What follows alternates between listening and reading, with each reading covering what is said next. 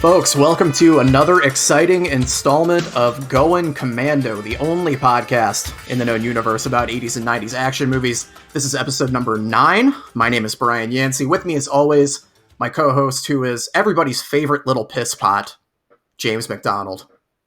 How are you, buddy? What's up, everybody? I'm doing great. Oh, man. Piss pot, what a great word. I got you with that one, didn't I? You did. You got me with that one. It's pretty awesome. Yeah, I need to learn how to say piss pot in Mandarin or whatever language they're speaking in the movie that we watch for this episode. I guess I can just watch the clip over and slow it down or go to Google. I think it's Mandarin. Maybe. Yeah. I don't Probably. know. Probably. Why don't you tell the folks what we watched this week? So this week on the show, we watched a movie that I only have or had somewhat peripheral familiarity with, just as its status as an iconic action movie that I had never seen before. So let's throw out the personal history right there. We watched Hard Boiled from 1992, written by Barry Wong, directed by John Woo, the master, starring Chow Yun-Fat as Inspector Tequila. So, James, did you have any sort of personal history with this one? No, none at all. I'd never watched it. I'm sure I'd watched a John Woo movie before, because I'm pretty certain he directed a couple like English speaking action movies in the 90s, maybe in like the mid to late 90s. He has, yeah. He sorry to cut you off. I was just going to say that Hard Boiled was actually the final movie that he made in Hong Kong before he left for Hollywood. And then the next year he directed a movie that we might do on this show at some point, Hard Target. And then after that he went and did Broken Arrow, Face Off, Mission Impossible 2 was directed by him. He kind of went on from there, so continue. Remind me about Hard Target, because I noticed something in the movie and I was like, oh, they stole that from Hard Target. And now I know, no, actually, Hard Target stole it from this movie. So I was totally unaware of that. Yeah. Yeah, I have no personal history with this movie. I remembered when I was watching kind of like the climactic end of the movie that I had seen like the hallway, part of the hallway shootout scene in a movie before. But I think it was in a movie, like in one of these TV shows where they were talking about action movies. And they brought it up and showed a clip. But I had never seen the movie ever. And I was actually really impressed with it. It had some things about it that were a little hokey, I guess. But it was also made in 1992. So, sure. I mean, it's the 90s. Action movies, still weren't up to what they are now. But it was really a fun action movie. Hard to read all the subtitles with it because they talk so fast in a lot of parts. So yes. I had to try to kind of like figure out the plot as I was going sometimes, because I wasn't able to read and keep up with all the dialogue. And I'm sitting here and I'm watching and I'm like, okay, I missed that. What are they talking about? What's going on? But it was pretty easy to follow, not even speaking Mandarin. Yeah, for sure. What I would say about it, I guess, to your point and to its mild detriment, is that, the plot does move quickly and the actors and actresses do speak quickly. So for a couple of stupid American dumbasses like us, yes, it's a little bit hard to read sometimes, or just keep up with. Not hard to read. We know how to read. I mean, we did go to public school, but we know how to read.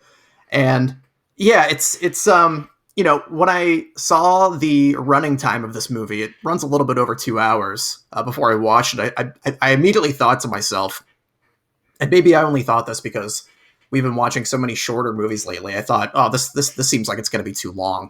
Like, I'm, not that I wasn't looking forward to it, but I was like, I don't know, a movie like this, does it really need to be that long? But then, obviously you need the final, 45 fucking minutes for the entire hospital scene to happen.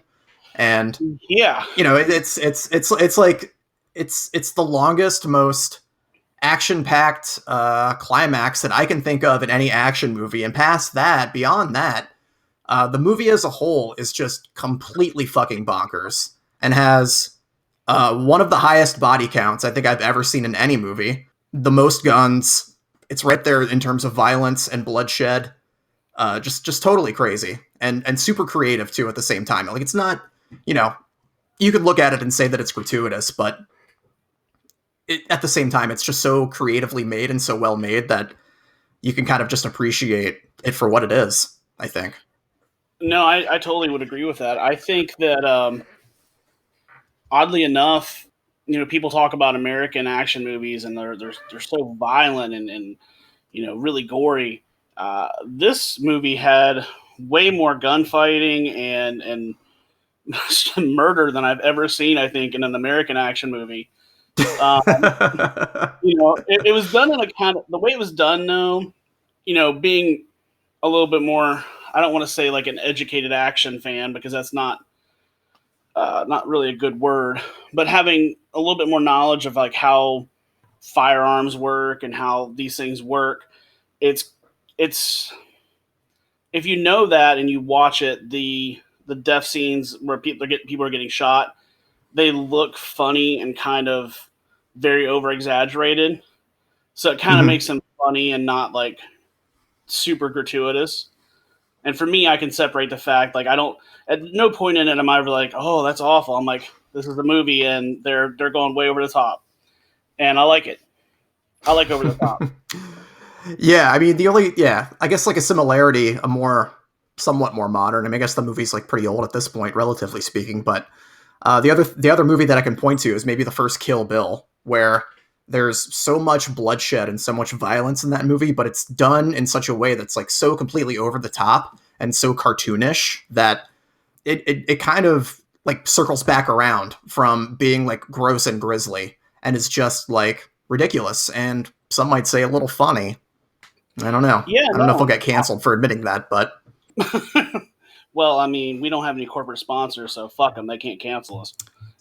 Actually, I meant to bring that up. We're this episode of Going Commando is sponsored by State Farm, and we'll have Jake from State Farm as a guest on the show here in a few minutes to talk about his latest commercial with Patrick Mahomes.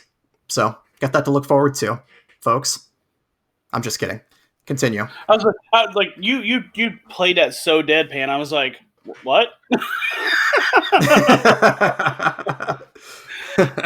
Crazier things have happened to us, sir. So I would, if you'd have kept playing that, I'd been like, oh, when are we gonna meet Jake?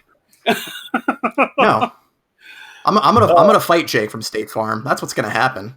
You're gonna fight Jake? I've seen enough. Okay.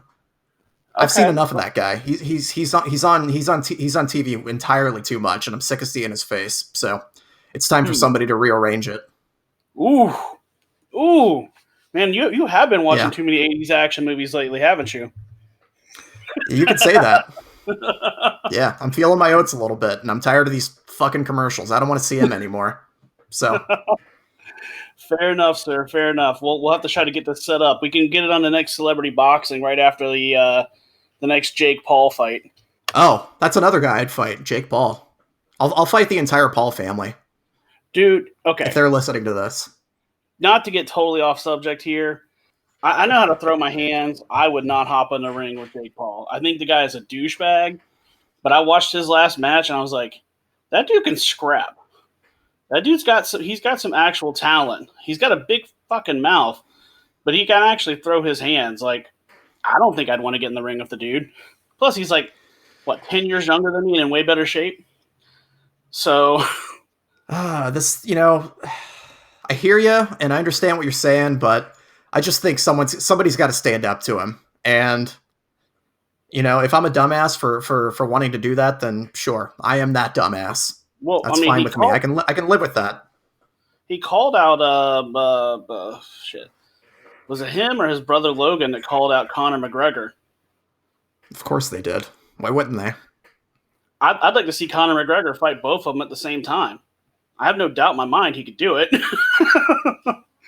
Probably, most likely. It'd be fucking hysterical to watch this angry little Irishman beat the piss out of two douchey white dudes from YouTube. So, hey, did you see the picture of Conor McGregor's $1 million watch yet, by chance? No. That was making the rounds on the internet the other day. let me find it really quick, and I will put it in the chat. Okay. So this watch apparently cost $1 million, and it just proves to me that that rich people have no taste. Okay. So let's see. Here we go. Copy image location, and where's my tab? There's my tab. Here's the chat. This is riveting for our listeners at home, I'm sure. Okay, I just put it in the chat, so. You just put it in the chat? Let me put it in the chat, so you can check it out there. It's like kind of like a steampunk, like, I don't even know how to describe it, but it's pretty horrific. Well, I'm loading it right now. I think I found it actually before you did that, but I'm gonna look and see. Oh yeah, I saw it. Hey man, I mean, the dude's got the money to buy that kind of shit, and if he wants to waste money on that kind of stuff, more power to him. But I think that watch is butt ugly. That's the ugliest watch I've ever seen in my life. It's like you reach a certain point in your life as a wealthy person where, especially probably as a fighter, like a really famous fighter, where you have so much money to spend and you're probably too stupid to realize that you can like spend it on other things that actually matter, or like, I don't know, give some of it away, or I just don't know like how, I don't know how the rich guy galaxy brain really works because I have no firsthand experience with it, but I don't know either. I see something like this and I think, man, that's really something. That's really a real piece of work, you might say. Not a piece of art, a piece of work. Again, I'm not going to hate on the guy for a crazy watch like that. From what I understand, he does do a lot of charity work, in his home country. So I don't know. I mean, if that's true and he's doing charity work in his home country, I'll give him a pass on a really expensive, gaudy watch. But again, I want to point something out here. Could you really expect anything less from his watch? We're talking about a guy who wears pinstripe suits where the pinstriping says "fuck you." So that's no bullshit. Google it. Conor McGregor "fuck you" suit, and the pictures will come up. All the pinstriping is just repeated "fuck yous" over and over again. I was going to say, as far as his suits go, do you remember Matthew Lesko by any chance?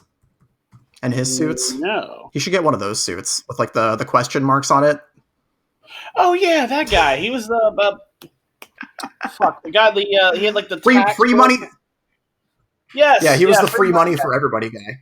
Yeah, I do remember that guy now. Yeah. Do you know that Nike Shoes, Apple Computer, and even H. Ross Perot have used government money programs to help make their millions, and you can too? I'm Matthew Lesko, and you probably see me on Oprah, Larry King, or Letterman talking about government money programs. Well, my new book shows you 15,000 programs you could use to change your life. You could get a better job, get an education, or start your own business. Next year, the government's going to give out over $350 billion, and those who know about the programs are the ones who get the money. He should raid Matthew Lesko's closet. If Matthew Lesko has like a Poshmark or something where he's like selling his suits secondhand, I think Conor McGregor should probably get in on that and get some of the bow ties too. The whole deal. Yeah, I mean, here's one thing I will say about Conor McGregor that I think is kind of fascinating and really smart. Call the guy dumb if you want. He knows how to generate money for a fight. He plays up the villain part really well, and people pay because they want to see the villain get beat. So he can be loud and obnoxious and say all these really crazy things, and because he does that, it drums up more interest in the fight, and he makes a ton of money. I mean, this is a guy that called out Floyd Mayweather, who's arguably probably one of the best boxers we've ever seen in history, and hops in a ring with him, knowing damn well that Floyd Mayweather's going to beat him, and talked all kinds of shit the whole time. Yeah, and got a really crazy paycheck for it. I can't remember how much he paid. It was like $30 or $40 million, I think. After all said and done, he got all of his bonuses and everything, because he got a bonus, I think, for going every round or something like that. It was something crazy, but like interesting. Well, yeah, because nobody thought he was going to make it that far in the fight with Mayweather. So when he got into the later rounds, he got bonuses for making it into the later rounds, and bonuses for not I see. dirty boxing in certain ways and doing things. I don't know, but I read somewhere, and it was like a ridiculous payday, and it's all because he just really talked a lot of shit and like boosted himself up. Like, even though I think it's douchey, I kind of got a little bit of respect for a guy who can market himself like that. Yeah, for sure. I mean, there's no doubt in my mind that he's a shrewd business person, right? But at this show, and in my life, I am all about punching up. That's why I call out Jake from State Farm, Logan Paul, Jake Paul, Conor McGregor on his terrible watch choices. Okay. And I'm going to continue to do that because man, life is all about no fear. And my life is all about no fear. I'll be your corner man. I'll come in with like put the ice on your face, and you can do the whole Rocky thing, like, cut me, Mickey, cut me. I'll cut your eyebrow open. I got you, bro. Thank you. That's very sweet of you. I appreciate that. But let's get back to Hard Boiled. Let's do that. So this movie stars Chow Yun-Fat, which we mentioned, and he plays Tequila. One of the best names for a movie cop I can think of, for sure. And it's established right off the bat that his name is Tequila because he likes to drink tequila. And it looks like that it almost looks like he's putting like Alka-Seltzer in his tequila. I don't know if that's actually what it was, but I don't think he was drinking tequila in the police station. I don't know what that. I think that was Alka-Seltzer, and I think he was just drinking Alka-Seltzer. But when he was in the bar, the opening scene where he pours alcohol into the glass, then he cracks a can and pours something else in there, and then like slaps it on the table and it starts to fizz, and he drinks it. I don't know what the hell that was. I've never seen a tequila drink like that before. If anybody's out there listening and knows what the fuck that is, please tell us, because I'm kind of curious. Yeah. I mean, if there's anything I will try, it's definitely like a sketchy tequila drink of pretty much any kind. So yes, goingcommandopod@gmail.com. Hit us up if you know what it is. Or hit us up on social media, Going Commando Pod on Instagram or Twitter. So, but I mean, it's, So it's kind of established right off the bat that this guy is, kind of hard to deal with. Not hard boiled yet, but hard to deal with, right? Because he's got hard to deal with. Because he's kind of he's just like a tough cop, and he wants to do things his own way. And his Superintendent Pang, wants him to do things another way. Classic action movie sequence, classic action movie relationship.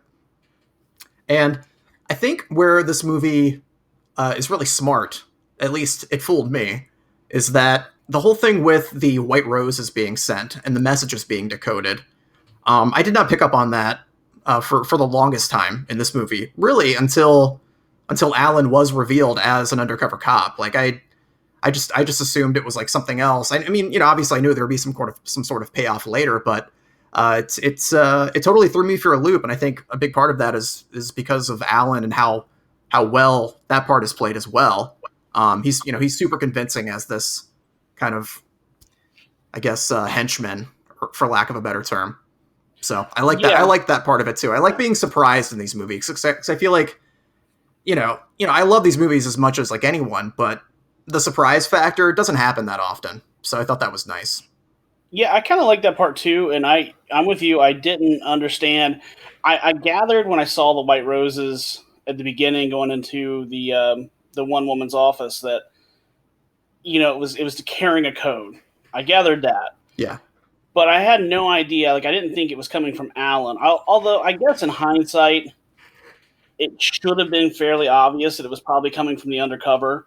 As soon as we found out that the chief or lieutenant or whatever he was, who was kind of like pushing back on Tequila, to kind of stop and leave things alone, but he was kind of playing this double game of kind of trying to keep Chow Yun-Fat's character away from the undercover agent. Yeah. But I did think that the roses were a really good thing. I caught it at the end when they're in the hospital, the kind of beginning of the hospital scene, and they're talking about it. I'm like, oh, okay, that makes perfect sense now. Had no idea whatsoever until then. But I thought it was a really nice touch. Yeah, I thought so too. I think what fooled me the most about it is that Teresa gets these roses, and there's like a card attached with a song, and they decode the message by singing the song, and singing like the whatever notes are in the song, Yeah. and then Pang would decode these messages, and they would be like super vague and like like not even a full sentence. So Right. in the moment they almost struck me as more of like warnings than they did messages, I guess. I mean, I guess they Right. were warnings, but they struck me as warnings from like a bad guy or something. But again, to your point, in hindsight, seeing her office full of the white roses, what else could it possibly have been? Right. But it was nice to be surprised about it anyway. Right. I'll tell you something I found really interesting in this movie, and I don't know, maybe it's a difference in culture, and in the way that we expect, police officers typically to act in a movie if they're the good guy. But Mhm. when you discover that Alan's character is an undercover cop, the first thing that popped into my head was, haven't I seen this guy just randomly waste a bunch of people? Like, Yeah. I thought you were a cop, dude.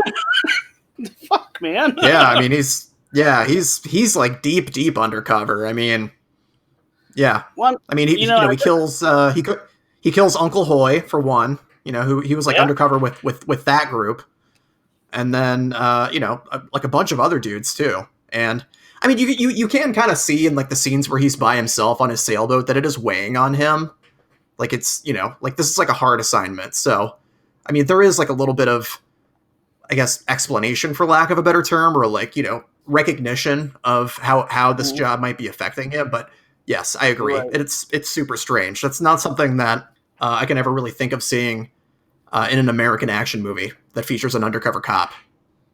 I think the only time I've ever seen anything close to that is, like a really like highly fictionalized undercover cop who has to kill somebody to like protect his undercover identity. Yeah, And even then, it's typically you killed them because you had to, like you had no other choice. But like the first time we're introduced to Alan, he wastes that one dude in the library, and I remember when I saw it, I was like, God, yeah, damn, that is cold.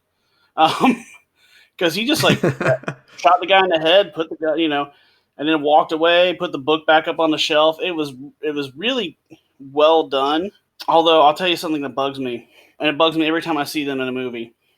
Silencers are not that silent. Like how in movies, like, somebody shoots somebody with a silencer and it's like you barely hear it. It's like a right. whisper.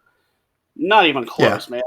Like you would be hard pressed to like shoot somebody with a silencer in a house and not have somebody in the street outside hear it. Like yeah, they're not that like suppressing. So I always chuckle when I see that. Like they're in a library and he shot this guy in the head, and it was so silent that nobody even batted an eye, yeah, which is kind of funny. yeah. In a library of all places, it's like a little on the nose, don't you think? But A little that bit, was a cool scene, though. I like that scene, and I like the aftermath of the scene as well. With the way that Tequila kind of figures out where the gun is. It shows that despite the fact that he's like going rogue a little bit and like is hard to control, that he's like a good cop and he has a good deductive reasoning. Like the right? little shot with like the rectangle where the book was with the blood, Yeah, like that's like super creative, And then he finds the book with the gun in it. I totally agree. The only thing that kind of doesn't make sense though is like he puts a couple books there. You see him like measure up a couple books, and then like you see him walk down the aisle, and he finds the book really easily. And I'm thinking like, do they sort books in this library by size? Like how was he able to deduce it was down this aisle? Like, now if he'd had like all the officers looking around in the shelves for bloody books, Yeah, I'd have been like, oh, that makes perfect sense. But the fact that he literally like sized up the book and then walked down the aisle and found it within what seemed like probably a couple minutes, I was like, okay, um, yeah. I mean, that's one of the ones I guess you kind of got to dispel a little bit, but it does beg the question: how did yeah. he decide that was the aisle that the book would be on? Yeah, I mean, again, I'm sure it's like a moment where you have to kind of suspend your disbelief or Right. just tell yourself that he got lucky and found it quickly. But I think what I interpret that scene as is it serves to display to the audience how similar Tequila and Alan are as cops and how similar they are in the way that they think. That's what I took from it. And that's why he was able to find it so easily, you know? Yeah, no, I think you're right. That's probably a really good reasoning for it. And again, the scene was really cool, and just the way that whole thing was done was really slick. I definitely enjoyed that scene. We're jumping around a little bit, but I think we have to talk about the way this movie starts. Also, I mean, we kind of touched on it a little bit, but we did not get to the tea house shootout. That really kind of sets the tone for the rest of the 2 hours. This is one of the coolest opening shootout scenes I think I've ever seen in any movie. Just the way it plays out, the way it's shot is super creative. This movie as a whole is like one of the more creative action movies I think I've ever seen, and it's just a really cool fucking scene with Tequila sliding down the banister to like mow those guys down before he even hits the floor, and he's still got the toothpick in his mouth the entire time. Yeah, how fucking cool is that? Like you can't say anything else. Yeah, it's a really cool shootout scene, and it also goes a long way to establish that he's kind of a rogue cop. He's doing shit his own way, and kind of fuck anybody who gets in his way. It's a good scene, I'll say that. And it's still though, again, you never really see this in movies. I think the first time I ever really remember seeing it was maybe some of the later movies or like John Wick. I don't think I ever saw a dude reload a gun in this entire no. And there are a lot of bullets spent in this one. A lot of bullets. Oh, there must have been a couple hundred bullets at least in the opening shootout. Like we're not, and that really is probably the shortest shootout in the whole movie. They get progressively longer. Like the warehouse shootout is probably twice or 3 times as long as that one, and then the end shootout is 45 minutes. 45 minutes. It's like when you think it's about to end, it's like no, we got 20 minutes left, maybe more. It's crazy. Right. It's so crazy. It is. It's a really crazy movie. Earlier you said you thought that, when you first looked at it, it was going to be too long. And I kind of did too when I was like, 2 hours and 8 minutes. That seems super long.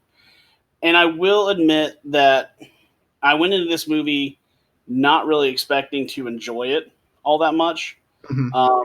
And not because I don't have a lot of, what's the word I'm looking for here? A lot of the Eastern action movies I've seen, like some of the Jackie Chan stuff that he used to shoot back in the 70s and 80s. It's all really fast paced, and it's all really, because it's all dubbed over. I've always had a really hard time with those movies where I can't get into them as well. But I found myself really enjoying this movie. All that being said, I do feel like it was a little long. There's some things that could have been cut down just a little bit, but it wasn't bad at all as far as timing goes. No, I agree. I think that, it's kind of selfish.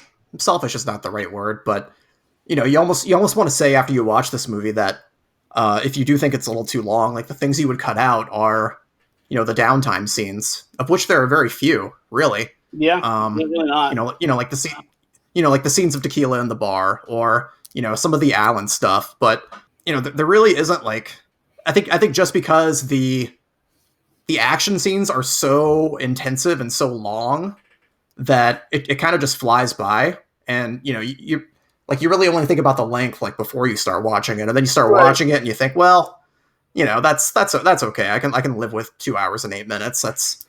That makes perfect sense. Plus, there's just like so much creativity. I mean, I think about going back to the tea house scene very briefly, like the end of it when Tequila has to go back up into the tea house, and he like rolls onto this like flowered. He like rolls onto this flowered table, and he's just like covered in white flour. And he has to shoot this guy in the head, and the blood just like bursts onto his white flowered face. Like that's just art, man. That's art to me. It is really well done, and that kind of really sets the tempo for the movie, though, in a lot of ways, because he's got this guy at gunpoint, and you're like, oh, he's a cop. He's got him at gunpoint. He's going to make him put his gun down and handcuff him and take him out, right? Wrong. He's going to blow his fucking head off right there on the spot. And I remember when I saw like he looked at him and the guy looked at him, and then the next thing like they show his face again, and then plow, there's red on it. I'm like, whoa, he just popped that dude in the face. You know, didn't need to do that, but he did it.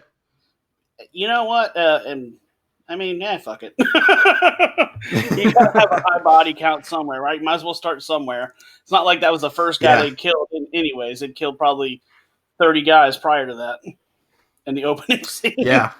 In that way, I just had this thought just now, but Tequila is almost like he's almost like the McBain of actual action movies.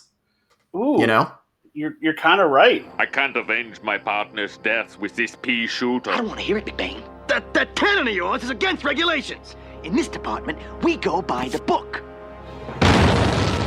By book. It's one of the best things ever. Yeah, so agreed. Yeah, man, this movie is bonkers though. I mean, you're right. It's basically it's just full throttle from the opening scene to the end of it with little splashes of downtime, like little like 1 to 2 minute downtime scenes, and then boom, right back into some action. And I gotta say, I didn't look it up. I'm sure you probably did because you go deeper into this sometimes than I do.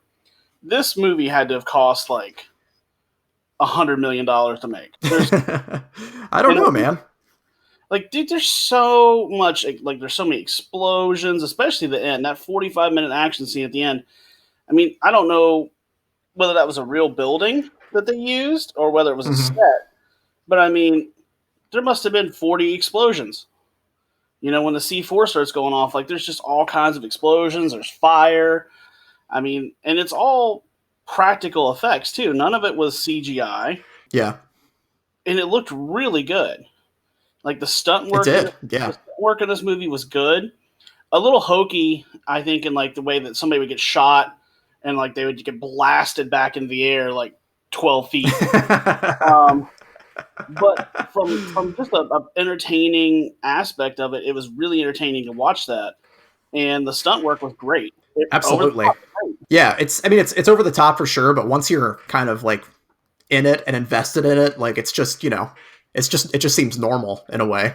So I am on the Wikipedia page for this film, Hard Boiled, and according to Wikipedia, first of all, this movie is in Cantonese, not Mandarin, so I apologize for the error earlier.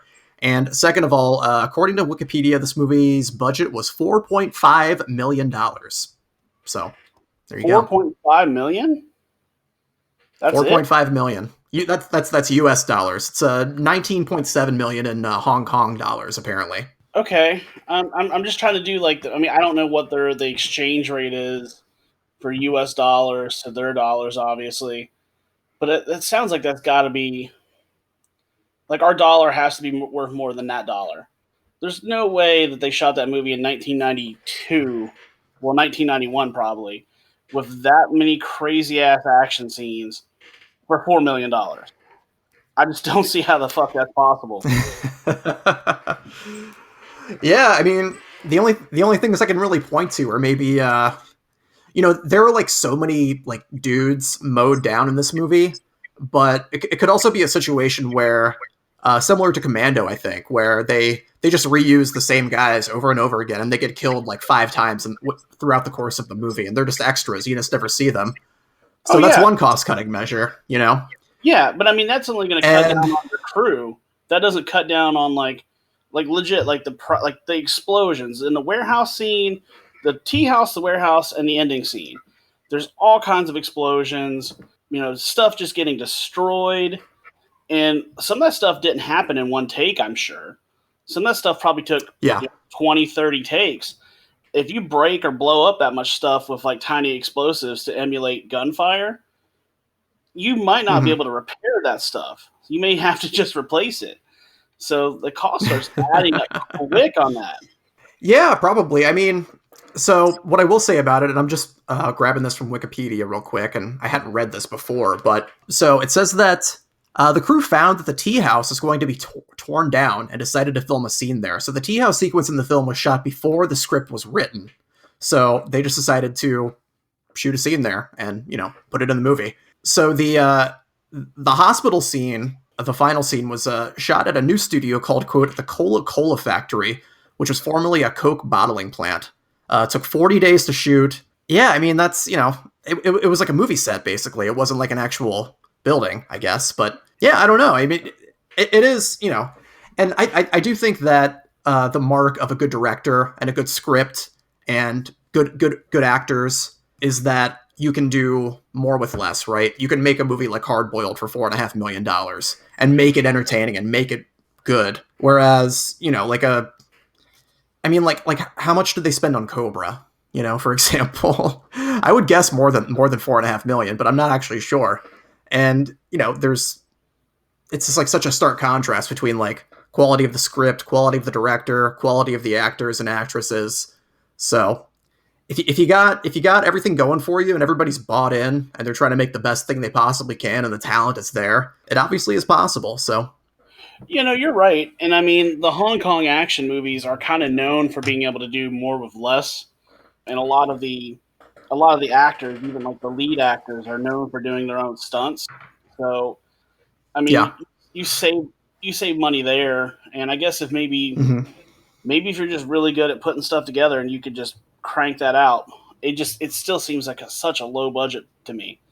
But I guess maybe I'm also used to like, Hollywood action movies where like the minimum is like a $30 or $40 million budget to crank out some or some good movie. I mean, it happens both ways.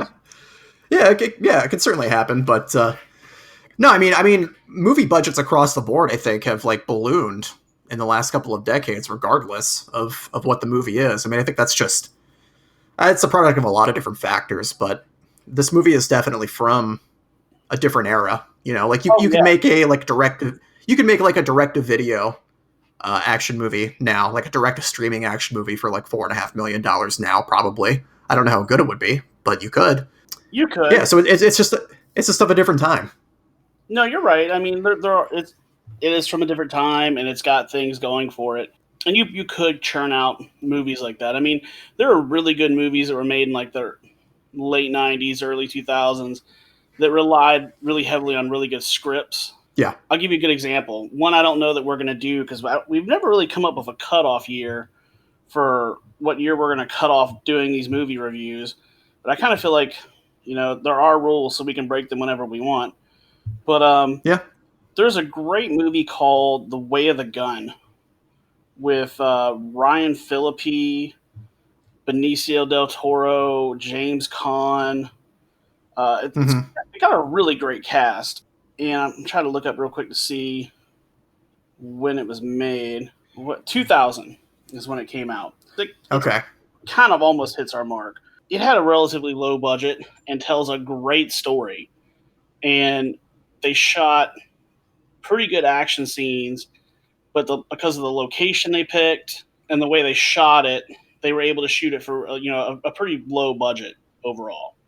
So you're right. I mean, it's definitely possible. Yeah, I mean, I think it's interesting too because I think about movies from like the 90s, which Hard Boiled is, the early 90s, like going all the way up to 2000, and this was an era of movie making where that I don't really think exists anymore, in the sense that you can make like a modestly budgeted movie, release it to theaters for sure, like why not, but if it doesn't hit in theaters, then you have the secondary markets, right? The video rentals, the DVD sales, that type of thing that can kind of make your movie profitable in the end. And I think, back in those days, a lot of the studios thought about that and understood that and thought, well, this movie's not going to win any Oscars for us, but if they can shoot it for this budget in this amount of time, get it out by this date, and we can get it to theaters, and then we can get it to Blockbuster, and then we can get it to Best Buy for DVDs and stuff,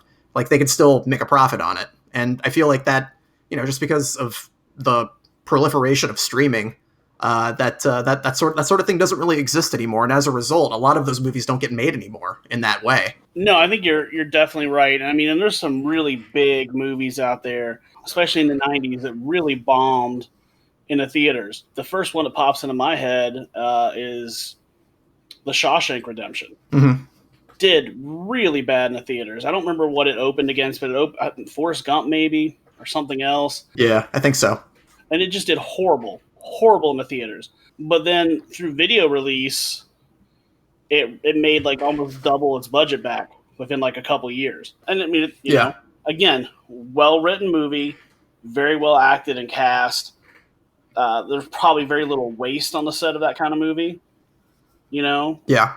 So, yeah, I mean, studios are probably definitely would be more willing back then to take a risk on something. I mean, like for sure. Look at the budget of like Marvel movies, $200-300 million, and if they're not making $500 million, they're considered failures. I mean, like those movies have to turn a profit, but again, different time, you know. Look at what Bruce Willis, when he did Die Hard, was the highest paid actor in Hollywood at $5 million. Robert Downey Jr.'s last Marvel paycheck was probably $50 million. So, yeah, no, it's true. I mean, that's, you know, it's a different era now where movie studios, the big movie studios anyway, are, you know, highly reliant on franchises versus, you know, taking creative chances, right? And it's almost like they don't even use the money they make on these franchises to finance these other kind of like, you know, more, I guess, artistic projects, for lack of a better term. It just seems like they just keep pumping out these franchises and these reboots and, you know, whatever else. And, you know, I gotta say, like, all those movies are like entertaining enough, but, you know, I don't want to sound like an old fart, but it's just not the same. It's not what it used to be, in my opinion. No, you're right. I'll say that for sure. I mean, all that being said, I'm a big comic book nerd, so I do love the comic book movies. And you know, I'll buy into that kind of marketing just because I enjoy it. But sure, it has really kind of fucked over movie making in a lot of ways. Because you're right, you get movies that are really good and could be, you know, really profitable, but studios won't put any money behind them. Mm-hmm. You know, unless you get a gem, you know, and we talk about this movie a lot, but like John Wick, great example. Yeah. I read an article of Keanu Reeves where he was talking about how, and this was right before John Wick came out, how like he wasn't getting very many scripts anymore.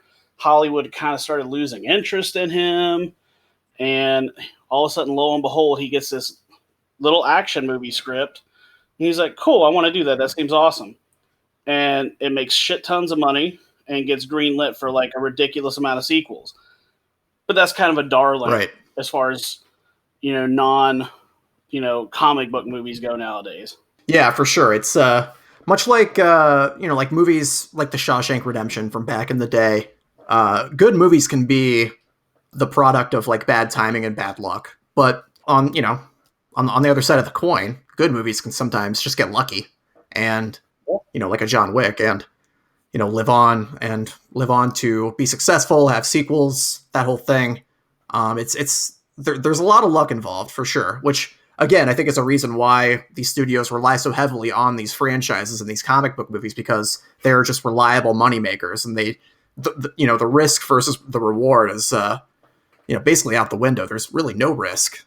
I was going to say, especially when you're talking about like a Marvel, for instance, because their universe is so huge, they can afford to waste $120 million to make like I'm trying to think of one of their worst movies, like maybe like the second Thor movie.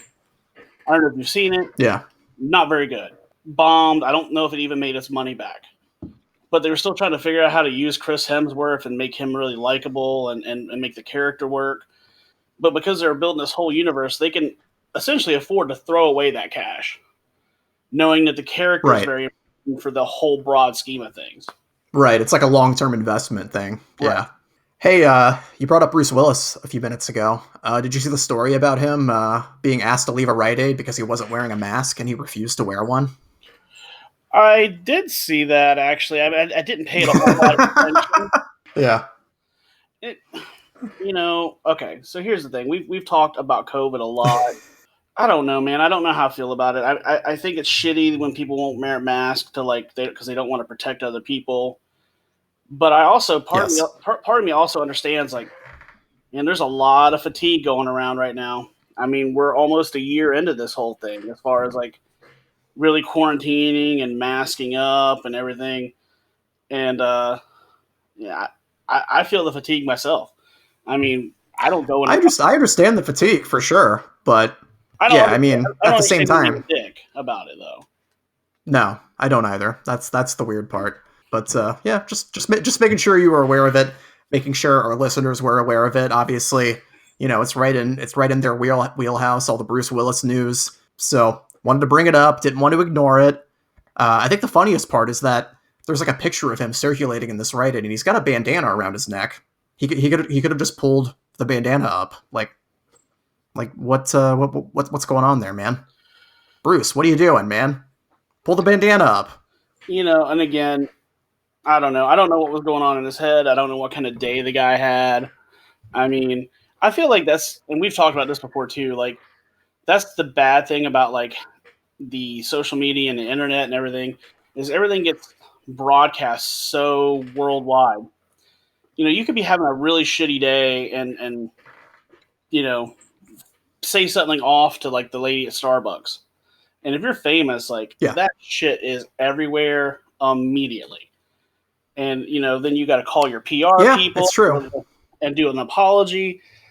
I sometimes feel like it's a little unfair. It's like if I was judged for all the time for the worst things I've ever said in my life, they'd probably look at shit I said in my like teens, and I'd have been buried under a jail somewhere.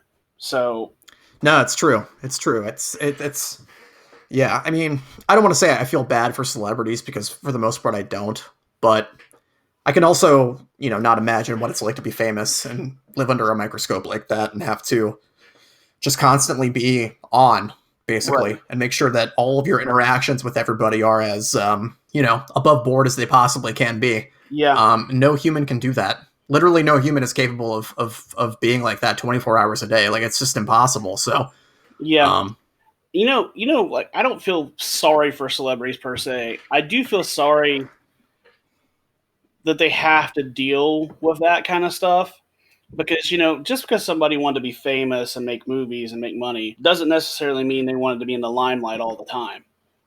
But once you're famous in this country, like you're famous, like very few, like not back, like you remember back like when we were kids, you'd see an actor come up in a movie somewhere and maybe they did like one or two movies and then you never seen them again, you never heard anything about them.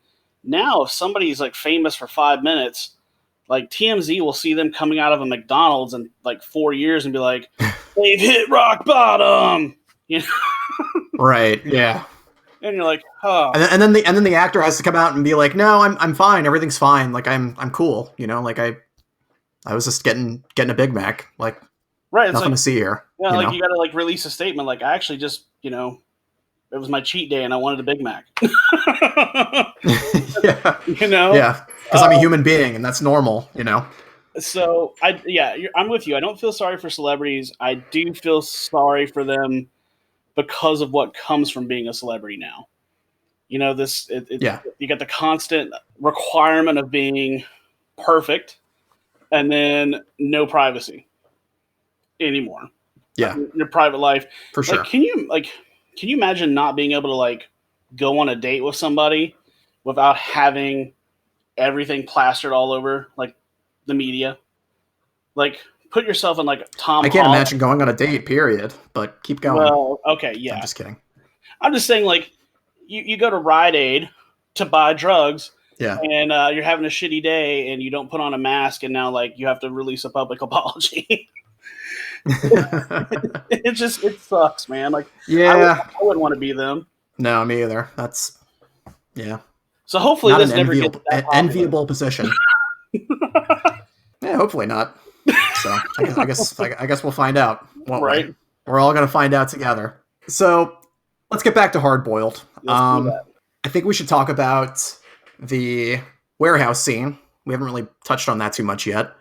Another super creative shootout scene. One scene where we do see somebody loading a gun. We do see Tequila loading a shotgun as he's about to Actually, after he rappels into the warehouse from the roof. There's a couple things I like about this scene. One of them is the guy on the dirt bike, like hitting like something like a ramp. I can't remember what it is, but he hits something like a ramp, goes into the back of a box truck and like crushes a dude.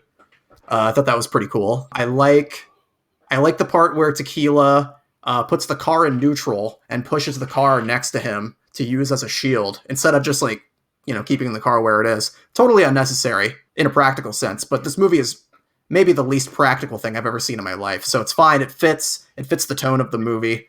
Thought that was really funny. And I like Mad Dog, the guy with the eye patch. I like him lighting a cigarette with the flame on the car. Very cool move. So Dude, that was a great scene. You really great. You know what I like about that particular character? Let's talk about Mad Dog for a second. I like that character for a couple reasons. For one, the dude's a badass. Yes, he loves grenades. Who loves grenades? And I mean, who doesn't love a good grenade, right? You got me. But like in the I'm gonna skip here for just a second. Hospital shootout scene. It's fine. To show you how much of a badass that guy is, he's got both of the leads trying to shoot him and manages to not get shot by either of them. This really extensive, 10-minute shootout where they're chasing him through the hallways, which I thought was just fascinating. He kind of reminds me too of his look like Bolo from Bloodsport. Yeah, a little bit. Very similar haircut, similar face. Yep, similar face. He is kind of a little bit of a stockier looking guy, but not as jacked as Bolo, for sure. But what I like about him, though, is he's a really, really bad dude with some sense of morality. Because there's a scene at the very end where they're in the hospital, and there's a bunch of people between him and Alan, and neither one of them want to shoot each other. So they put their guns down and allow the people to get up and leave. And that's when, Johnny comes in and decides he's going to cap everybody. And it makes Mad Dog so mad that he actually shoots Johnny, which is weird. Yep. He shoots him in the guts, and later we see Johnny just casually walking around. So it's like gunshot wounds don't seem to matter so much in this movie. As they do in other movies, unless you get shot in the head or you're an extra. If you're an extra, you can get shot in the knee and you're dead. Fuck, man, you got shot. No, it's true, but I feel like because Alan gets shot on his sailboat, he gets shot in the back a few times. He gets shot with a shotgun, which I mean, okay, I don't know, obviously shotguns, the loads and the shotgun shells can be different. I don't know what they shot him with, but they made it look like it was buckshot because there were fairly large holes in his jacket. If he got shot from above through a skylight in a boat with buckshot, he'd have been dead. His chances of getting hit in the back and surviving that, next to none. Especially where he got shot, shot in the kidney area. There's in the back, there's vital organs and nerves and arteries running right down in that area.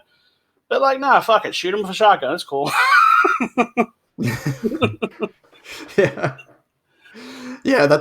No, you're right. That's definitely a big thing in this movie is just dudes getting shot, but it not really mattering in that way.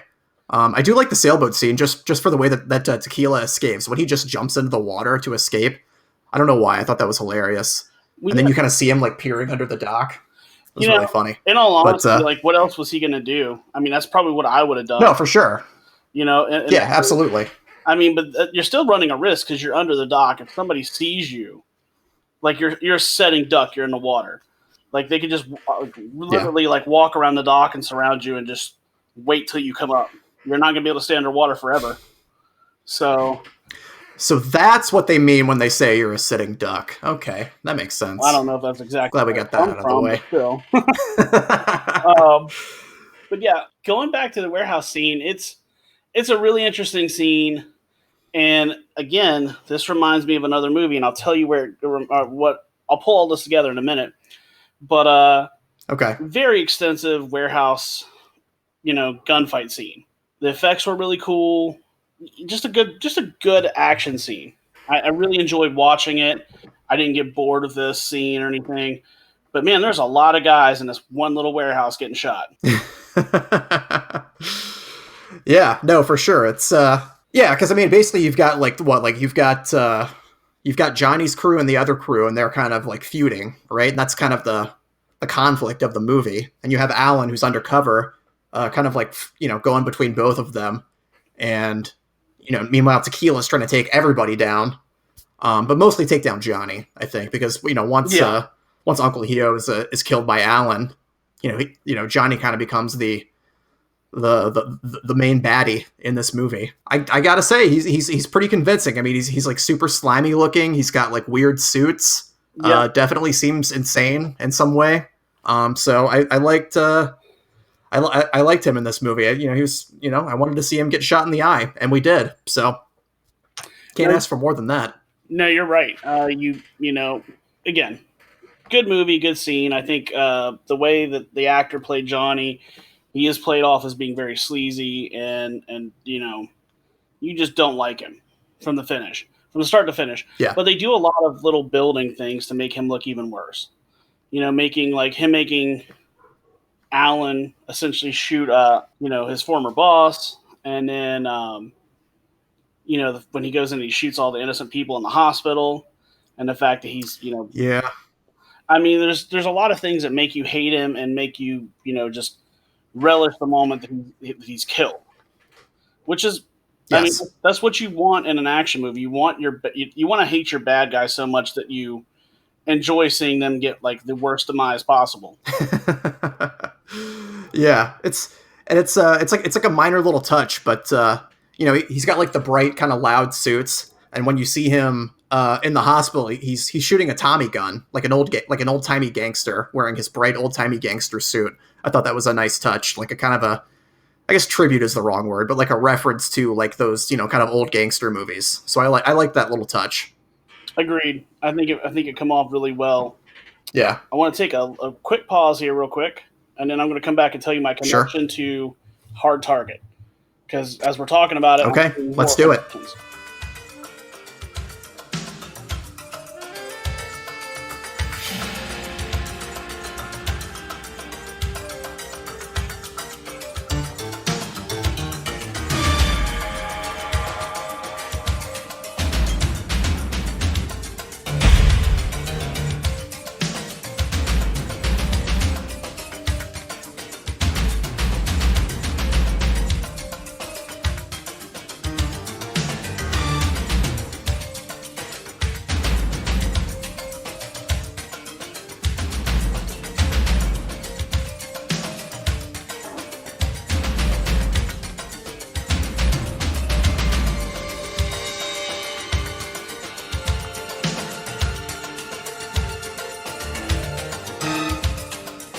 Folks, we're back. It's going commando. Just reset the table here real quick. I'm Bryne. That's James. We're talking about Hard Boiled, 1992 action classic directed by John Woo, starring Chow Yun-Fat. James, you had mentioned before the break you had a Hard Target connection. I do. Tell me about it. Well, as I'm watching the movie, I got a couple scenes in the movie that made me think of Hard Target. And now that knowing that John Woo directed Hard Target, it all makes perfect sense. So, I'm going to tell you about the one that I didn't quite realize was kind of a duplicate until after you told me he directed it. But the warehouse fight scene is shot and very over the top with a motorcycle and explosions and hand grenades, exactly like the end of Hard Target. The climactic end of that movie. I'm sure we're going to do this movie at some point, so I don't want to spoil it. Can I get a spoiler alert? Come on. I'm just kidding. Go ahead. Spoiler alert on the 30-year-old movie. Almost 30-year-old movie. I just haven't got around to it yet, so I'd appreciate it if you didn't spoil it. Okay, I'll say the least amount possible. So it takes place. I'm just kidding. Spoil it, man. Okay. Well, it takes place in the warehouse, and there's a lot of explosions. a really cool ending scene with the lead, and he kind of almost, in some ways, models Johnny and Mad Dog's character onto Lance Hendrickson's character in Hard Target. Okay. He's very sadistic and just murderous and ruthless like Johnny, but he's also very skilled at shooting and more combat like Mad Dog is. And my other connection to this is, do you remember the scene where they're in the, I don't know what you call it, bunker or whatever it is underneath the hospital, and yes, Mad Dog has got that really cool looking single shot rifle. It's like a rifle handgun, and he's putting very large like rifle shells into it. When I first saw it, I thought it was a shotgun, and then I was like, oh no, that's a rifle. And then it hit me. I'm like, where have I seen this gun before? The exact same gun is used by Lance Hendrickson's character in Hard Target. And he does the exact same thing. Go. He tries making some very long shots by kind of supporting the end of the pistol of his hand out like this and trying to, shoot people. And it's what I find really interesting about the actual firearm. Now, John Woo doesn't kind of handicap Mad Dog with that gun the whole movie. You really only see him use it there for a second, and then it's gone. Lance Hendrickson's character carries this thing the entire movie. It's his primary weapon, and it's a single-shot rifled pistol, basically. And it's just such an interesting and unique firearm. I don't think I've ever seen it anywhere else except those two movies. I'm not even sure it exists outside of Hollywood movies. I mean, it's a single-shot rifle that's been cut down into a pistol, so it would be easy to make, but I don't know that anybody ever made it. I think it's just a Hollywood gun, something that somebody come up with the idea and was like, "Oh, let's do that." Yeah, let's give Mad Dog a big ass gun. That seems like a good thing.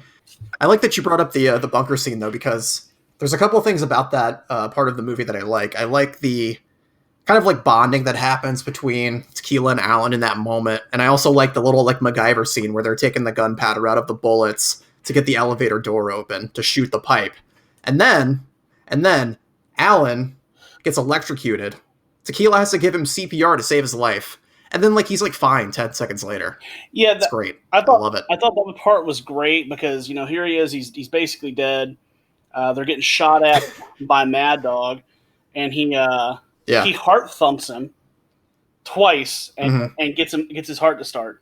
Which I've seen it in movies, and it's funny. Until I went through paramedic school, I thought that was just a movie thing. I was like, nobody actually hits somebody in the chest like that. It's actually a legitimate technique they teach you in paramedic school. Okay. And it's not very useful. You're using it in the place of a defibrillator. Yeah. That strike to the chest delivers, I think, somewhere around 7 to 10 joules of electricity into the heart. Not nearly what a defibrillator would, but a little bit.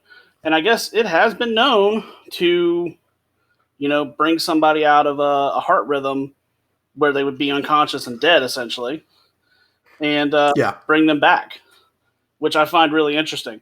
But again, I would have never known that was a legitimate thing had I not gone through medical training, because it seems ridiculous, right? I mean, it does, but it's not half as ridiculous as being a bad guy, being an arms dealer, a gun runner, and having a large bunker underneath a hospital. Yeah, that's really strange. And the fact that they put all these guns into this bunker via the morgue is a very interesting idea as well. Man, I don't know. This movie, like I said, you've said it before. I said it. This movie is just bonkers. Whoever wrote the movie has got a very vivid imagination. I do think putting the bunker under the hospital, I want to feel like that. I want to say that feels like it might have been something like they thought about it being somewhere else, and then maybe due to time constraints, we're like, well, let's just jam it into the hospital and make it make sense. Yeah. But it's a neat idea. For sure. Yeah, I mean, I guess from a practical standpoint, I guess it's maybe a place that no one would think to look for it. Yeah. So, but, it does exist to, I think, give us a lot of cool scenes, like Alan and Tequila, sliding out of the little like refrigerator doors for the dead bodies and like shooting at the goons. Like that's, obviously that scene could not exist had the bunker not been there. Right. So like I appreciate it in that respect. And then, again, like the whole hospital shootout scene is just, I mean, what could you say? Like you could make it, we could do an entire podcast just about this, I think. But, it's, again, I didn't have a lot of familiarity with this movie. I only knew that it was, like a revered action movie. And I'm watching it and I think, oh, this is like really cool. This is really creative. And then, the famous scene happens, like the scene that probably most of our listeners know about, which is the extra long, like few minutes through the hallway with Alan and Tequila during the shootout, which is just one long take with handheld cameras behind them, trailing them, and it's incredible. It's one of the best shot scenes and best acted scenes I've ever seen in any movie, regardless of genre. I was totally on the edge of my seat. Just the way it was shot. I just can't imagine what went into that scene, the choreography, the rehearsal that had to be done to make that scene and make it work for that long of one shot. Because it's probably, 3 minutes at least, maybe more than that. Super good. I know, I agree. I think it was really good. And that's, from what I understand, that's, typical of a John Woo movie. At least a lot of his stuff he did before he came to Hollywood, where they do these long take scenes. I don't think he did it as much when he was making Hollywood action movies. I think it kind of got left out. Yeah. I can't think of any of his early work here that I'm familiar with that they do that in. Funny enough, though, that you mentioned that, I think that the one take, start to finish action scenes, long scenes, are very, very interesting. Very interesting. Me too. I'm going to give you a couple recommendations for stuff to watch on YouTube, because you don't have to watch the whole series to watch these. And they're just fight scenes. The Marvel Daredevil series. I don't know if you watched it. It was on Netflix. Yeah, I watched. I definitely watched all of the first season and maybe a little bit of the second season, but it was a while ago. Each season has a ridiculously long, like it gets longer every season. One take, no cut fight scene. And the first season's got one where he rescues this kid. And that's where that crazy fight scene takes place. The next season's got one where he's fighting a biker gang inside of this apartment building. And it starts it starts from the time he comes out of this elevator. He fights them down a hallway, down this ridiculously spiral staircase, and then out into like the main, room of this building.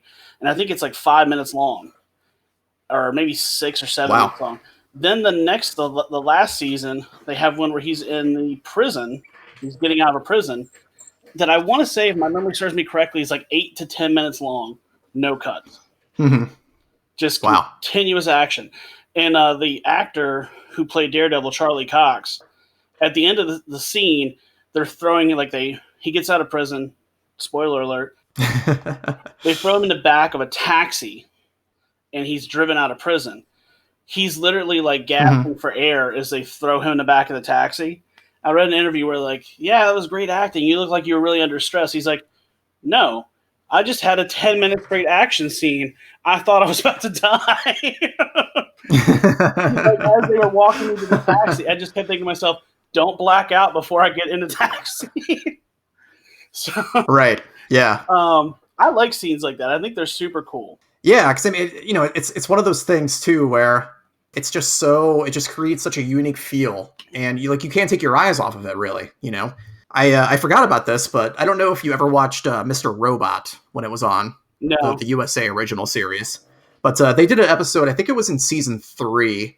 That was and what I would say about this now, like nowadays versus 1992, is they have like other like technological things and like camera tricks that they can do to make stuff look like one long take when it actually isn't, right? Right. I don't know if that was the case with this hard-boiled scene. Like I would venture to guess probably not. No. But Mr. Robot, there's an episode that is again season 3, and it's the entire episode is made to look like it's one take, like a 45-minute show or whatever. Wow. And again, super compelling. Can't take your eyes off of it because again, you're just like following along Like it's almost like you're there, in a way, when you see stuff like that. So if you haven't seen that, check it out. The whole show is great, but that's an episode worth watching, for sure. I'll have to give that a watch. I always was kind of intrigued to watch Mr. Robot, but Danny and we basically kind of just got rid of cable. Everything we do is streaming. And I think when it first came out, I was like, yeah, I'm not going to watch cable. And I didn't really care enough about it to try to like track down USA streaming. So I've never seen it, but I think it's on some streaming platforms now. It probably is. Yeah, at this point, it's been off the air, I think, for at least a year, maybe more. But you got to get that YouTube TV, man. I'll get you my login. You can watch whatever you want on it. Cool. I'll have to check that out. I have a family plan, and I think I probably have room for another email address. So if you want, but we'll talk about it off air. Much appreciated. We can so talk about it later. That's like kind of the centerpiece of the hospital scene, I would say, is that one long take. And there's again, like the scene's like 45 minutes long. There's a lot that went into it, and we could spend really a lot of time talking about it. But I mean, what else is there to bring up? The stuff with the babies, that was pretty funny, I think. Yeah, the stuff I was gonna say to me it's a really weird idea. I mean, it makes sense. It's something that like an American action film director probably wouldn't want to touch, because for one, it's super hard to work with babies, and I'm sure they only had maybe like a couple real babies for close-up scenes, but like there's some still cam panning shots where there's at least a dozen naked babies in this nursery at one point. And John Woo makes an effort to make sure that these are naked babies, which I find really fun. For sure. Yeah, I mean, the babies are super hard to work with, and then this whole scene about having to get them out of the hospital. I mean, how many SWAT officers lost their lives trying to carry babies out of the 4th floor? like at least like 5 or 6, I think. There was a lot of them, and it's like, and it's weird too, because like you see like the first scene of like one baby being like rappelled down this burning hospital building that's being like shot up and burned down, and you see like the shooter come out of the other window on the other floor, shoot the guys, but then like you see the next scene and it's the same shooter, I'm pretty sure. Well, again, I don't know. Again, we talked about this earlier when you were saying that they're probably rotating bad guys. They probably they're probably like, oh, you have a yellow jacket? Well, let's clean the blood off of that, and the next take we're going to move you over to this other window and have you shoot from there. Or fuck it, just shoot out of the same window. We don't care. It's hard to tell exactly what happened there. I just find it super interesting because at least you're right, at least 5 or 6 SWAT guys got shot.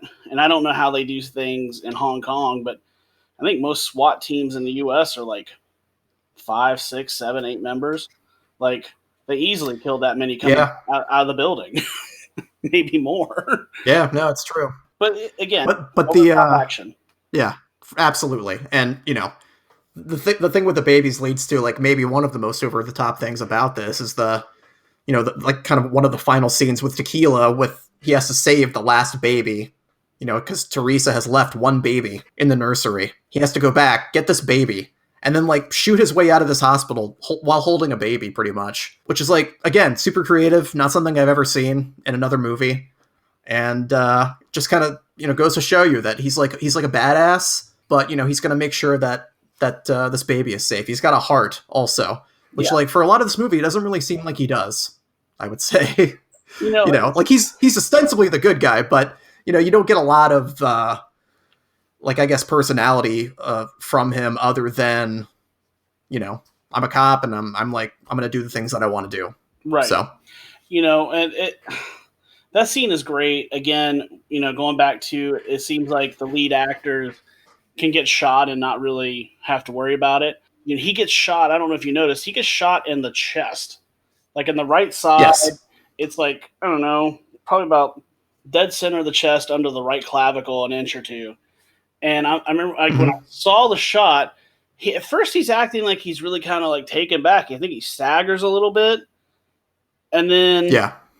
like, in the very next scene, he's, like, running and trying to jump out the window with this baby and an electrical cord wrapped around one hand. And totally fine. You know, like, not injured, not hurt in the least bit, and totally be cool with that. That is, like, right over the top of your lung. At the very least, we're talking a collapsed lung, trouble bleeding.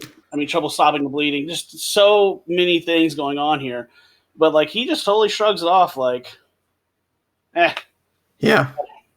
So a regular cop would not be able to run after that gunshot wound, or anybody for that matter. Well, I mean, like, you know, you figure you shoot somebody in the chest and, like, they get a collapsed lung.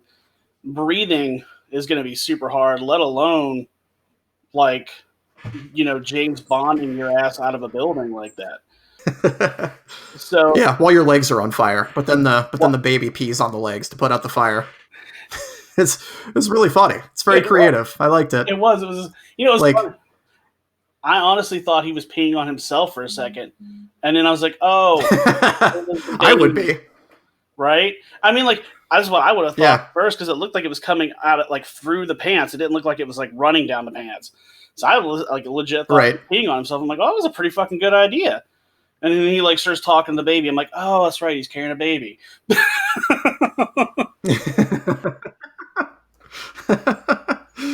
Yeah, it's like a nice little bit of comic relief where you maybe would not expect it in this movie, like right towards the end there. But yeah, and then, you know, the scene at the end, I think, is strange, because before this, Alan kind of runs out of the hospital away from Tequila and everything, presumably to go chase after Johnny. But Johnny gets to Alan and, you know, holds him at gunpoint by the head in the parking lot outside the hospital. And it's just it's kind of a strange way to see Alan's end, I would say, because basically what he does is, you know, Tequila's got a gun on Johnny, and Alan wrestles the gun that's held to his head away from Johnny, and then shoots himself like in the stomach, basically. Mm-hmm. But I mean, obviously we learn, like, at the very, very end that he survived it. But again, like, super interesting, super creative. And then we get a really good shot of Johnny just getting shot right in the fucking eyeball, like a good, like, dark silhouette side shot of, like, his eyeball exploding out of his face, which I thought was a very nice touch. I agreed. I thought it was a very good touch too. You know, it's funny, we were talking about, like, he grabs the gun and he shoots himself to basically shoot through him to get the Johnny. That's a really interesting scene, and I feel like I've seen that somewhere before, probably in later movies in the 90s. I don't know that I saw it before that, prior. But, like, it's a really interesting concept of, like, the hero shooting himself to shoot through and basically get the person behind him. It's very clever, and it shows the kind of lengths that the hero is willing to go through to get his man, you know, willing to shoot himself through the guts just to shoot the other guy. So it's a neat scene. Yeah. Yeah, I mean, you know, you bring up having maybe seen it in, like, something later. I think, you know, this movie, knowing when it came out and having seen so many other things that came after it, very obviously, like, super influential to, you know, an entire section of action film, whether that's movies, television, and you know, you can understand why. Like, I think that you know, it's obvious that, like, Tarantino took a bunch from this movie for, like, various things that he's done, just in the way that he shoots, like, gunfights and, like, death scenes and things like that. I'm sure there's been plenty of others, but, you know, John Woo, props, my man. This thing is a damn masterpiece. It really is. It's a really, really good movie, you know, and getting something that just dawned on me. I want to get back to you real quick. We were talking about how it was kind of hard to follow because they talk so fast. I also wonder if maybe because, like, the closed caption has obviously been translated. I wonder if maybe there's a little bit lost there in the translation that maybe doesn't come out right like it does in, you know, the native language. Because there's some of the dialogue that's I mean, it's weird to me. Yeah, I mean, there's some stuff that seems like, you know, a little lilted, I would say, and there are some words that like a word like piss pot. I've never heard somebody say that word in my life, but maybe that's like the closest translation for whatever Tequila was calling that baby in Cantonese. It's it gets the point across, but it's definitely not something I've ever heard anybody say out loud in any language. Yeah, no, So, I've not. So yeah, but yeah, there are definitely lots of examples of that, and you could be right. There could be some stuff lost in translation. I think that's probably the case for most foreign movies, though. No, it's just really a matter of being able to follow it. No, you're right. You're 100% right. But overall, like I said, no problems with this movie. I mean, like I said, there are a lot of the action scenes. They are a little over the top, that they're almost comical, but it seems totally in place for this movie. Like, it doesn't seem out of place. Right. It's like not to do another Simpsons reference, but when Grandpa Simpson says that he wore an onion on his belt because that was the style at the time. Similar to that, Hong Kong action movies. This was the style. It probably still is. So it's definitely over the top, but it's also par for the course, I think. No, I think you're right. And again, super entertaining, really enjoyable. I'd recommend it, and I agree. You can definitely see things about where other directors have copied it. And now that you mentioned Tarantino, yeah. I was trying to think of a really good reference for Tarantino, and then one hit me. We were talking about this on one of the last podcasts. I can't remember which one. We were talking about Once Upon a Time in Hollywood. The scene where Alan is driving through town when we first get introduced to him to go to the library. That is shot very, very similarly to the same exact style that Tarantino used to shoot Brad Pitt's character leaving DiCaprio's character's house to go to his own home by the theater. Mm-hmm. That really long, not continuous, but very few cut car following, where like you're literally following the car as he's kind of weaving in and out of traffic and right, speeding, and it's a really interesting and very cool shot scene in both movies. And I can see where Tarantino would take that from John Woo's movie for sure. Yeah, very similar, and again, like a little unconventional, I guess. Like probably not the easiest way to shoot a scene like that, but the end result speak for themselves. Like you remember stuff like that, and you notice it. You notice it when it's different because again, like so many things are like so formulaic, in their own ways, and they can be entertaining in their own rights. But when you notice something like that, you can really appreciate it for what it is. So you said no complaints with this movie. So with that in mind, let's put a bow on this one. Okay. Let's do our fists rating. Yeah, I forget who went first last time. Why don't you go first this time? Okay. Man, I've not given out a coveted 5 fists yet, and I don't feel like I'm ready to of this movie because it is very excessive and over the top. Probably in a way that it doesn't need to be. I probably would have been happier if the movie was like an hour and a half, and maybe they'd have cut down the length of some of the action scenes, like the 45-minute hospital scene. That could have been like 25 minutes long. All of the fight scenes, except for maybe the tea house scene, really could have been cut down almost in half, and maybe even given a little bit more time to developing scenes that were down a little bit to kind of do character development and maybe flesh out the characters a little bit more. So that being said, I'm going to give this a 4 fist. Okay. Solid 4 fist. I think, I mean, that's, it's a great rating. I agree with pretty much everything you just said. I don't have a problem with the movie's length. Were the scenes excessive? Sure. Were the shootout scenes too long? I mean, they were long. Were they too long? I don't know. I was very, very entertained by all of them. And, if I had to, again, to your point, if I had to give one criticism to this movie, it would be that there's not much attention paid to the plot outside of these action scenes, which you brought up. But that's just like small potatoes. This movie's so action-packed, so creative, so kinetic in the way that it's shot and directed and acted, and obviously so influential. I think it's a 5 fist for me, man. 5 fists all the way around. Wow, I loved it. I really loved it. Is this the first time either one of us have done a 5 fist rating? Well, I cheated, and I think I gave Die Hard like 6 1/4 fists. So. Oh yeah. Did I give Die Hard a 5? I think I gave Die Hard 5 fists. Now that I think about it. Yeah, you probably did. I think you did. And if I didn't, I should have, because Die Hard is hands down probably one of the best action movies ever made. I mean, we talked about how many times it's been replicated. Die Hard on a bus, Die Hard on a ship, Die Hard in a plane. Yeah, it's true. Yeah, no, I agree, man. I think this is a good movie. Again, for me, I don't feel like I could do 5 fists because I feel like the action scenes were just too long and excessive sometimes. Mm-hmm. You know, getting back to the whole joke, like, when did they reload the damn gun? Like, how many bullets would Alan and Tequila have had to, like, carry on themselves to make it through that hospital scene? I mean, they must have fired thousands. Yeah.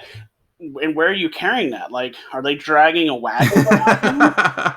Like, I guess that's probably my only complaint, and that's one of the reasons I feel like I have a hard time giving it 5 fists, because it's so over the top and unbelievable in some places that it's hard to not kind of chuckle at the silliness of it. Sure. You know, whereas other movies like Die Hard, for instance, it has everything else we need, a very concise plot, and they take a really good, careful approach to making sure it's believable. You know, like the very end scene where McClane looks at his magazine and goes, he's only got 2 bullets. Totally believable. Yeah. That would not have happened to Tequila or Alan. They would have had a full magazine when they needed it. No. Absolutely. Magically, magically, the gun just loads back up with bullets, which, I mean... It's like the arcade games. You just like do this, right? You just like put the gun like fired in the air. Yeah, shoot down. Shoot down. Wow. And that's how the guns reload in Hard Boiled. So they must, man. They must. One more thing I just want to say real quick. Well, I would hate to have had to been one like the armory guy in that movie. For the amount of firearms. I mean, if you really love your job, I think it's great. But all those rounds that went off, he had to load each one of those by hand and probably double or triple check to make sure they were blanks.